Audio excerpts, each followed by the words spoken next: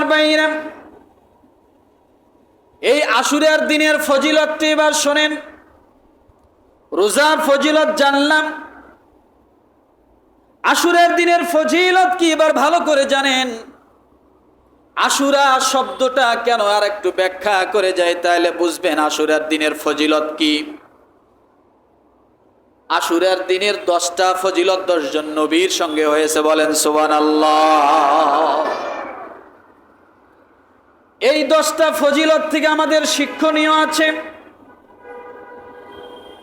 আল্লামা বদরুদ্দিন আইনি রহমতুল্লাহ আলাইহি উমদাতুল কারি, বুখারীর ব্যাখ্যা গ্রন্থকার, উমদাতুল কারি খণ্ড নাম্বার 17 পৃষ্ঠা নাম্বার 135-এ তিনি 10 জন নবীর থেকে 10টা নেয়ামত আল্লাহর তরফ থেকে বর্ণনা করেছেন। এই জন্য আশুরা নামটা হয়েছে। 10টা ফজিলতপূর্ণ নেয়ামত, এই 10টা ফজিলতপূর্ণ নেয়ামতের মাঝে আমাদের শিক্ষা আছে না নাই? জোরে বলেন। 10টা ফজিলতপূর্ণ নেয়ামতের মধ্যে আমাদের শিক্ষা আছে। আমার ভাইরা, আল্লামা বদরুদ্দিন আইনি রহমতুল্লাহ আলাইহি তিনি তার উমদাতুল কারিতে বলেন, 1 নম্বরে অনিচ্ছাকৃত যতগুলো অপরাধ আছে, সমস্ত অপরাধের জন্য কোনো মানুষ যদি এই আশুরার দিনে তওবা করে, আল্লাহর কাছে ক্ষমা চায়, আল্লাহ রব্বুল আলামিন ইচ্ছাকৃত অনিচ্ছাকৃত যতগুলো বান্দার গুনাহ আছে, আল্লাহ 10 তারিখ অর্থাৎ আশুরার দিনের গুরুত্বের কারণে, আশুরার দিনের মর্যাদার কারণে আল্লাহ বান্দার গুনাহগুলো মাফ করে দেন। হযরতে আদম আলাইহিস সালাতু ওয়াস সালাম 1 নাম্বার। হযরতে আদম আলাইহিস সালাতু ওয়াস সালাম যখন জান্নাতে ছিলেন, শয়তানের ধোকায় পড়ে নিষিদ্ধ গাছের ফল খান। পরে ক্ষমা চাওয়ার জন্য আল্লাহ দোয়া শিখায় দিলেন। কি শিখায় দিলেন? প্রায় 300-350 বছর পর্যন্ত কান্নাকাটি করে তওবা কবুল হয় না। আল্লাহ তাআলা দোয়াটা শিখায় দিলেন, রব্বানা যালামনা আনফুসানা ওয়া ইল্লাম তাগফির লানা ওয়া তারহামনা লানাকুনান্না মিনাল খাসিরিন। সকলে জবান খুলছিলেন, নাহলে কপাল পুড়ে যাবে কিন্তু। রব্বানা যালামনা আনফুসানা ওয়া ইল্লাম তাগফির লানা ওয়া তারহামনা লানাকুনান্না মিনাল খাসিরিন। রব্বুল আলামিন এই দোয়া শিখাই দিলেন। আদম আলাইহিস সালাতু ওয়াস সালামকে দোয়াটা শিখাই দিয়ে আল্লাহ বললেন, আদম রে, তুমি এই দোয়াটা পাঠ করো। আল্লাহ এমন দিনে এমন সময় দোয়া শিখায় দিলেন, আর আদম আলাইহিস সালাতু ওয়াস সালাম দোয়াটা পাঠ করলেন। আমার আল্লাহ তাআলা যেদিন দোয়া শিখায় দিলেন এবং আদম নবী যেদিন দোয়া করলেন, ওই দিনটা ছিল আশুরার দিন। ওই দিনটা ছিল আশুরার দিন। আল্লাহ তাআলা এই আশুরার দিনে আদম আলাইহিস সালাতু ওয়াস সালামের তওবা কবুল করে নিলেন। কার তওবা? তওবা যখন কবুল হয়ে গেল, মা হাওয়া সঙ্গে হঠাৎ করে দেখে আদম আলাইহিস সালাম নাই। তওবা কবুল হয়ে গেল। আমার ভাইরা, রাতের বেলা তওবা করেছিলেন, গভীর রাত পর্যন্ত আল্লাহর কাছে কান্না করেছিলেন। রব্বুল আলামিন তার তওবা কবুল করলেন ফজরের সময়। কোন সময়? বিবির সঙ্গে, মা হাওয়ার সঙ্গে পরামর্শ করলেন। আল্লাহ যেহেতু তওবা কবুল করে নিলেন, হাওয়ারে এখন আল্লাহর কৃতজ্ঞতা শুকরিয়া আদায়ের দরকার। কেমনে কৃতজ্ঞতা শুকরিয়া আদায় করব? সঙ্গে সঙ্গে সিজদায় পড়ে গেলেন, নামাজের মধ্যে দাঁড়িয়ে গেলেন, 2 রাকাত নামাজ আদায় করলেন। ও মুসলমান, আদৌ পর্যন্ত ফজরের নামাজ আমি পড়ি। আপনি জানেন না ফজরের নামাজ কোথা থেকে আসলো? এটা আদম আলাইহিস সালামের তওবা কবুল হওয়ার জন্য, শুকরিয়া আদায়ের জন্য যে নামাজ আদায় করেছিলেন, সেই নামাজের নাম হলো ফজরের নামাজ। ফজরের নামাজের বয়স কত? প্রায় 10,000 বছরের উপরে। সুবহানাল্লাহ বলেন। ফজরের নামাজের বয়স কত? 10,000 বছরের উপরে। অর্থাৎ আদম আলাইহিস সালাম আজ থেকে 10,000 বছর আগে দুনিয়াতে আসছিলেন। ঘুমাচ্ছে? ঘুমাইতেছেন মনে হয়। কে ঘুমায় একটু দেন তো।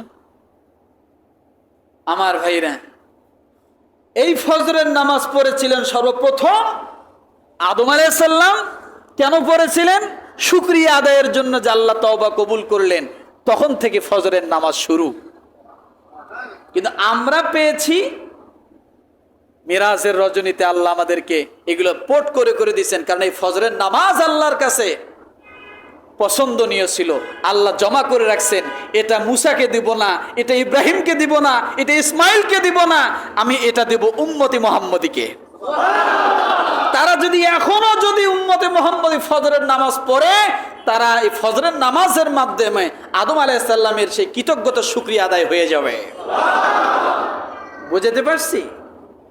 দ্বিতীয় নাম্বার আল্লাহ নিয়ামত দিয়েছেন, নবী দ্রোহীদের ধ্বংস অনিবার্য।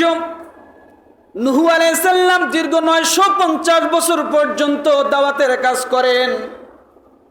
950 বছর দাওয়াতের কাজ করার পরে মাত্র 82 জন লোক তার দাওয়াত কবুল করে। কত বছর দাওয়াত দিল? 950 বছর দাওয়াত দিল, মাত্র 80 থেকে 82 জন। এবার বোঝেন নূহ আলাইহিস সালামের জামানার মানুষগুলো কেমন ছিল। কথা ঠিক কিনা? কেমন ছিল? এত 950 বছর দাওয়াত দেওয়ার পরেও তারা আল্লাহ দ্বীনের প্রতি আসতে চাইতো না। মাত্র 80 থেকে 82 জন। যখন 80 থেকে 82 জন লোক নূহ আলাইহিস সালামের দাওয়াত গ্রহণ করলেন, এরপরে ওই সময়কার কাফের মুশরিকরা, আল্লাহ দ্রোহী মানুষগুলো তাদের উপর অত্যাচার জুলুম করা শুরু করে দিল। নূহ আলাইহিস সালাম বদদুয়া করলেন, আল্লাহ এদেরকে নির্মূলে ধ্বংস করে দাও। আল্লাহ দোয়া কবুল করে নিলেন। এরপর মহাপ্লাবন হলো, প্লাবনের মাধ্যমে সব ধ্বংস হয়ে গেল। ও মুসলমান, এই কথা কেন বললাম? আল্লাহ কেমন করে নিয়ামত দান করলেন। নূহ আলাইহিস সালামের কিস্তি যখন ভাসমান নদীর কিনারে, নদীতে ভাসমান ছিল, দুনিয়ার কোথাও মাটির দেখা পায় না, তখন নূহ আলাইহিস সালাম একটু ভয় পেয়ে যাচ্ছেন যে আল্লাহ, এই পানি কি শেষ হবে না? আমরা কি মাটির দেখা পাবো না? রব্বুল আলামিন আশুরার দিনে ওই কিস্তি যদি পাহাড়ের নিকটবর্তী, আল্লাহ তাকে থামায়া দিলেন। এখান থেকে শিক্ষা হলো, আগের শিক্ষাটা হলো মহাপ্লাবন, আর প্লাবনের কারণ হলো আল্লাহ দ্রোহীদের জন্য। কাদের জন্য? আল্লাহ দ্রোহীদের জন্য। যারা আল্লাহর সঙ্গে বেয়াদবি করে, আল্লাহর দ্বীনের সঙ্গে বেয়াদবি করে, তাদের হয়তো দুনিয়া বেঁচে গেলেও তারা আখেরাতে কোনোদিন বাঁচতে পারবে না। কায়দা কৌশল করে দুনিয়াতে বাঁচলেও কি আখেরাতে? এরা ছিল নবীদ্রোহী, নবীদেরকে কটাক্ষ করতো, নবীদের সঙ্গে অনেক কষ্ট দিত। আমার ভাইরা, তৃতীয় নাম্বার যে নিয়ামতটা দিয়েছিলেন আল্লাহ, এবার আল্লাহ দ্রোহীদের শক্তির পতন অনিবার্য। যারা আল্লাহর সঙ্গে দ্রোহিতা করে, আগেরটা ছিল নবীদের, ছিল এই আশুরার দিন। আমার ভাইরা, ষষ্ঠ নম্বর নিয়ামত হলো সত্যের বিজয় হবে। মুসা আলাইহিস সালামকে ফিরাউনের হাত থেকে নদীপথে রাস্তা করে দিয়েছিলেন আল্লাহ সুবহানাহু ওয়া তাআলা আশুরার দিনে। এই ঘটনাটা অনেক লম্বা, আমি ঘটনা বলতে চাচ্ছি না। যখন ফিরাউন ধাওয়া করলো, মুসা আলাইহিস সালাতু ওয়াস সালামের সঙ্গে সেই সময় তাফসীরের কিতাবের মধ্যে আসছে প্রায় 18 লক্ষ বনি ইসরাইল সাথে ছিল। কত? 18 লক্ষ। 18 লক্ষ বনি ইসরাইলকে সাথে নিয়ে রাতের অন্ধকারে তিনি মিশর থেকে রওনা করলেন, সিরিয়ায় চলে যাবেন। মাঝখানে রাতের অন্ধকারে যখন সামনে এগুলো, পিছনে ফেরাউনের দল প্রায় 20 লক্ষ সৈনিক। কয় লক্ষ? 20 লক্ষ সৈনিক। নিয়ে মুসাকে ধরার জন্য সামনে অগ্রসর হচ্ছে। আর মুসা আলাইহিস সালাম 18 লক্ষ বনী ইসরাইল নিয়ে মিশর পাড়ি দিচ্ছেন। এদিকে ফিরআউন, সামনে কি নদী।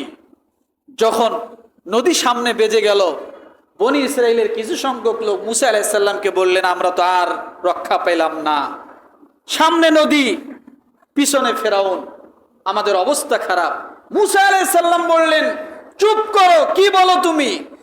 আমি যে আল্লাহর দিকে পথ রওনা করেছি, যে আল্লাহর ইশারায় পথ রওনা করেছি, ওই আল্লাহ আমার সঙ্গে আছে, আমাদেরকে ফিরআউনের হাতে মারবেন না।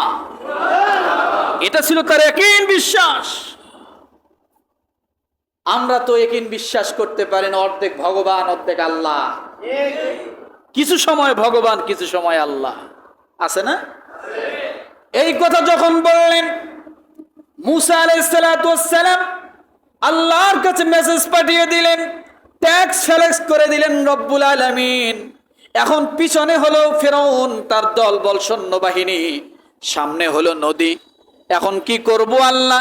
রব্বুল আলামিন সঙ্গে সঙ্গে ডাক দিয়ে বলেন, মুসা রে, হাতের মধ্যে যে লাঠি আছে, লাঠিটা দিয়ে নদীতে একটা বাড়ি মারো। সঙ্গে সঙ্গে যখন হাতের লাঠি দিয়া নদীতে বাড়ি মারা হলো, সঙ্গে সঙ্গে 12টা রাস্তা আল্লাহ তাআলা মুসা আলাইহিস সালাম এবং বনী ইসরাইলের জন্য তৈরি করে দিলেন। কয়টা রাস্তা? কথা বলেন। কারণ 12টা গোত্রের লোক বনী ইসরাইলের সঙ্গে ছিল। একসঙ্গে যাও না তোমরা, এক একজন এক এক দিক দিয়ে যাও। পথ রওনা করছেন। এটার পথ কত? এই নদীর পথটা ছিল প্রায় 10 মাইল। কত মাইল? 14 কিলোর উপরে রাস্তা। এখন মুসা আলাইহিস সালাম সঙ্গে বনী ইসরাইল নিয়ে যাচ্ছে। রাস্তাটা হয়েছে বরফের। কিসের? নিচে বরফ, সাইড দিয়ে বরফ, পানিকে আল্লাহ আলাদা করে দিয়েছেন। এদিকের পানি এদিকে আসবে না, এদিকের পানি এদিকে যাবে না। কষ্ট পাচ্ছেন নাকি? বলবো, এদিকের পানি এদিকে যাবে না। এখন দুই সাইড দিয়ে বরফের ওয়াল, নিচ দিয়ে বরফ, একেবারে সুন্দর স্লিপিং রাস্তা। এখন বনী ইসরায়েলে কিছু লোক মুসা আলাইহিস সালামকে ডাক দিয়ে বললেন, নবী, আমরা তো সুড়ঙ্গর পথ দিয়ে যাচ্ছি, এই পাশেও নদী, এই পাশেও নদী, ঠিক আছে, কিন্তু অনেক শুনেছি নদীর ভিতরে, সাগরের ভিতর অনেক গাছপালা, অনেক কিছু আছে, পাহাড় আছে সাগরের তলদেশে। যদি একটু মনোরম দৃশ্য দেখতাম কত না ভালো লাগতো। তা আমরা তো যাচ্ছি মানে শুধু এমনি রাস্তার সাইড দিয়ে যখন হাঁটতেছি, যদি ডাইনে বামে সুন্দর সুন্দর গাছপালা আছে না বিভিন্ন রাস্তার সাইড দিয়ে, এই পাশে আনসার একাডেমির ভিতরে রাস্তার সাইড দিয়ে সুন্দর সুন্দর গাছ আছে না, এই সমস্ত রাস্তা দিয়ে হাঁটতে একটু ভালো লাগে না? ক্যান্টনমেন্টগুলোর ভিতরে আছে না? তো বনী ইসরাইলের ওই সমস্ত লোকগুলো বলল যে যদি একটু মনোরম দৃশ্য দেখতাম, একটু শান্তি অনুভব করতে করতে যেতাম। মুসা আলাইহিস সালাম আল্লাহকে বলল, আল্লাহ, এটা কি রাস্তা বানাইছো? কিছুই তো দেখা যায় না। আল্লাহ তাআলা বললেন, আরেকটা বাড়ি দাও। বাড়ি দেওয়ার সঙ্গে সঙ্গে গাছ সিস্টেম হয়ে গেল। কি সিস্টেম হয়ে গেল? গাছ সিস্টেম হয়ে গেল। এবার মুসা আলাইহিস সালাম সহ তার বাহিনী যত দূরে তাকায় দেখে শুধু গাছ আর গাছ, পাহাড়, সুন্দর সুন্দর দৃশ্য, সুন্দর সুন্দর মাছ গ্লাসের কাছে এসে কি করে? লড়াচড়া করতেছে।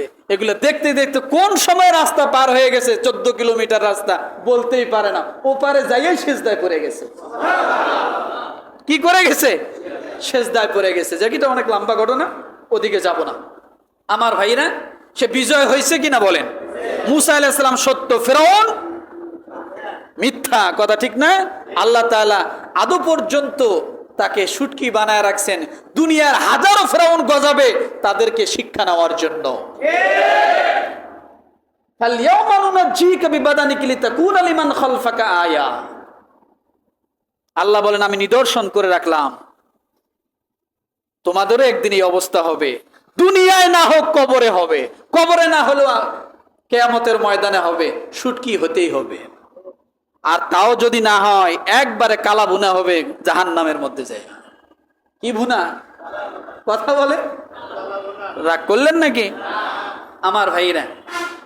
7 নাম্বার, যে কোনো পরীক্ষার সম্মুখীন হলে কি করতে হবে? ইস্তেগফার করতে হবে। দাউদ আলাইহিস সালামকে আল্লাহ একটি পরীক্ষায় ফেলেন, তিনি এই আশুরের দিনে আল্লাহর কাছে ইস্তেগফার করেন, আল্লাহ তাআলা তাকে মাফ করে দেন। 8 নাম্বার, দোয়া কবুল হবে। কি হবে? ইউনূস আলাইহিস সালামকে আল্লাহ মাছের পেটে দিলেন, এই আশুরার দিন সংগঠিত হলো, তিনি দোয়া করলেন, লা ইলাহা ইল্লা আনতা সুবহানাকা ইন্নী কুনতু মিনাজ জালিমিন। আল্লাহ তাআলা সঙ্গে সঙ্গে দোয়া কবুল করে নিলেন। মাছের পেট থেকে আল্লাহ রাব্বুল আলামিন আশুরার দিনে দুনিয়ার জমিনে আবার পাঠিয়ে দিলেন, শুকনো জায়গায় পাঠিয়ে দিলেন। 9 নাম্বার, আল্লাহর সাহায্য লাভ করেছিলেন হযরত ঈসা আলাইহিস সালাম এই দিনে। কোন দিনে? ধরে নিয়ে গেছিল তাকে মারার জন্য, আল্লাহ তাআলা তাকে সাহায্য করলেন, উঠায় নিলেন, আসমানে উঠায় নিয়ে গেলেন। এটারও অনেক কথা আছে, কারণ আপনি আমি উম্মত কত দামি এটা জানি না। মূসা আলাইহিস সালামের সামনে যখন আল্লাহ মুহাম্মদী উম্মতের কথা বলেছিলেন, মূসা আলাইহিস সালাম 1 নাম্বার প্রথম দাবি করলেন, আল্লাহ ওই উম্মতকে আমার জন্য দিয়ে দাও। আল্লাহ বলল, এটা তোমার জন্য না, এটা আলাদা স্পেশাল একজন নবীর জন্য আমি আল্লাহ রেখে দিয়েছি। দ্বিতীয় দোয়া করলেন, আল্লাহ এই উম্মত যে নবীর হবে সেই নবীর উম্মত তুমি আমাকে বানাও। আল্লাহ বললেন, এটা আর সম্ভব না, এটা ক্যান্সেল হয়ে গেছে তোমার জন্য। কি হয়ে গেছে? ক্যান্সেল হয়ে গেছে তোমার জন্য, এ দোয়া মঞ্জুর হবে না।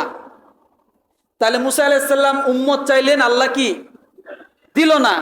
উম্মত হতে চাইলেন, সেটাও আল্লাহ দিলেন না। ঈসা আলাইহিস সালাম দোয়া করলেন, আল্লাহ আখিরি জামানার নবীর উম্মত হিসেবে তুমি আমাকে কবুল করো। আল্লাহ ঈসা আলাইহিস সালামের দোয়াটা কবুল করে নিলেন। ওই যে কবুল করছেন সেই নবীকে, সেই উম্মতি মুহাম্মদীকে, যিনি পরে আবার উম্মতি মুহাম্মদী হয়ে আসবেন, তাকে যদি খ্রিস্টানরা শেষ করে দেয় তাহলে কি হবে? কথা বলেন। আল্লাহ তাআলা উঠায় নিলেন। তাহলে একজন নবী উম্মত চাইলেন, আল্লাহ দিল না। উম্মত হতে চাইলেন, আল্লাহ দিল না। আর একজন নবী দরখাস্ত করে উম্মত হইলেন, আর আমরা বিনা দরখাস্তে আল্লাহ আমাদেরকে আখির নবীর উম্মত বানিয়ে দিয়েছেন, কোনো দরখাস্ত লাগে নাই। তাহলে এবার বুঝুন, নবী যদি উম্মত হতে চায় তাহলে এই উম্মতের কত দাম। আমরা বিনা দরখাস্ত উম্মত হইলাম, কিন্তু আমরা বুঝলাম না, এখনো নবীকে নিয়ে গালিগালাজ করি, নবীর বিরুদ্ধে কাজ করি। কথা ঠিক না আমার ভাইরা? 10 নম্বরে নবী সাল্লাল্লাহু আলাইহি সাল্লাম এর শ্রেষ্ঠত্ব সব আল্লাহ তাআলা তার জীবনের সামনের, পিছনের, ডাইনের, বামের যত গুনাহ আছে, তিনি তো বেগুনাহ মাসুম। তারপরেও আল্লাহ তাকে খুশি করার জন্য ডাক দিয়ে বললেন, রাসূল আমি আপনাকে খুশি করার জন্য আপনার ডাইনের, বামের, সামনের, পিছনের যত গুনাহ আছে সব আমি আল্লাহ মাফ করে দিলাম। তিনি বেগুনাহ মাসুম, কিন্তু আল্লাহ তাকে খুশি করার জন্য এটা করলেন। সেটা করছেন কবে? আশুরার দিনে। কবে বলেন তো আমার ভাইরা? এই আশুরার দিনে আর একটা ঘটনা হৃদয় বিদারক, সেটা হলো কি? কারবালার ইতিহাস। আমি আজকে কারবালার ইতিহাস নিয়ে আসিনি, আমি শুধু আশুরের দিনটাকে নিয়ে আসছি। কারণ কারবালার ইতিহাস এবং আশুরের দিনটাকে এক করে ফেলার কারণে আশুরের দিনের মর্যাদা আমরা ভুলে যাই, রোজার কথা ভুলে যাই, আমলের কথা ভুলে যাই। কারবালার কথা যদি আমি বলতে চাই, একদিনে হবে না, কয়েক সপ্তাহ লাগবে সঠিক ইতিহাস জানার জন্য।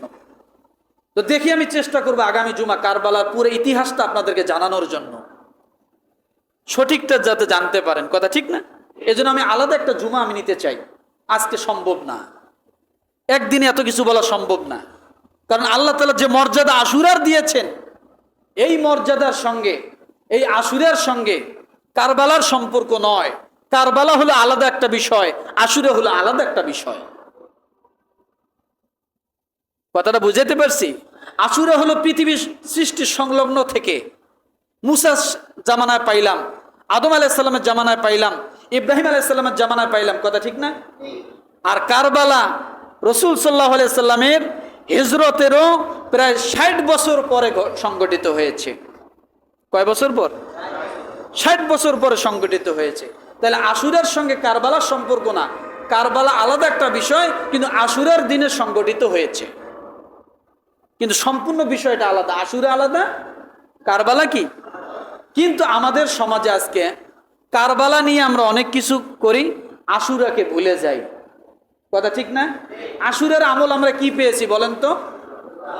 কি পেয়েছি? রোজা পাইলাম, ইস্তেগফার পাইলাম, আমরা তওবা পাইলাম। কথা ঠিক না? আমরা এইগুলো যদি করি, হয়তো বা আশুরার খাতিরে আল্লাহ আমাদেরকে মাফ করে দিতে পারেন, যেহেতু এটা একটা মর্যাদাপূর্ণ দিন। কিন্তু আমরা এগুলা করি না, রোজা রাখি না, আমরা তো ওই দিন খিচুড়ি রান্না নিয়ে ব্যস্ত আর কালেকশন নিয়ে ব্যস্ত। দোকানে দোকানে, বাড়ি বাড়ি, জায়গায় জায়গায় একবার চাউল ডাউল তেল নুন সব কালেকশন করতে হবে। 5 ডেক 10 ডেক খিচুড়ি পাকাইতে হবে, খাইতে হবে। আল্লাহর বান্দা এক ওয়াক্ত নামাজও পড়লো না, রোজা তো বর্ডারের ওই মাথায়। কথা ঠিক কিনা? কিন্তু আমরা এগুলা নিয়ে ব্যস্ত, আসল জিনিসের নাম নাই, নকলটা নিয়ে আমরা টানা হেসরা। সারাদিন কষ্ট করে রান্না বান্না করার পরে খিচুড়ি খাওয়ার সময় যায় মারামারি। এটা হলো বোনাস। এটা কি? ওরে 1 গামলা দিছো, আমার পাঠালে না কিসের জন্য? কথা ঠিক না? তার জন্য দিলে, আমাকে দিলে না কেন? আমাকে 1 টোপলা দিছো, তার 5 টোপলা দিছো কেন? এই নিয়ে আমি কি টাকা দেই নাই? আমার বাড়িতে কেন খিচুড়ি আসলো না? আরে বাবা, বিশাল মারামারি। তাহলে পুরা খিচুড়িটাই মারামারির আয়োজন। কেমনে জানেন? রাগ করবেন না, সব সব সব জায়গায় নয়, সব সময় নয়। টাকা কালেকশন করতে যায় মারামারি। চাঁদা ধরে রাখছে 500, যদি দেয় 200 করে দেখে সারুন। মুহররমের টাকা দেন, ওটা কি মুসলমান? ওটা কাফের বানায় দিল। মানে ধরনটা এরকম যে মুহররমের চাঁদা চাইছে আর টাকা দিল না, ওরা কি মুসলমান কয়? তাহলে ওরা কি কয়? কাফের কয়। কত ধরনটা এরকম না আমার ভাইয়ের? এই জন্য বলি যে এইগুলোতে আমরা কি ঝামেলায় যাব না। আপনি দোয়া করেন, নফল নামাজ পড়েন, নফল রোজা করেন, আপনি গরিব মিসকিনকে খাওয়ান, কিন্তু গ্যারমা করে না, গ্যামজ্যাম করে না, চাঁদাবাজি করে নয়। কথা বোঝেন নাই? সামর্থ্য অনুযায়ী করেন, নিষেধ নাই। কিন্তু সামর্থ্যের বাইরে করতে যায়া, নাম ফুটেতে যায়া যে আমরা 12 ডেক 15 ডেক 20 ডেক 50 ডেক পাকাইছি, তার মানে তুমি কি রাষ্ট্র দখল করে নিছো নাকি? কথাটা বোঝেন নাই?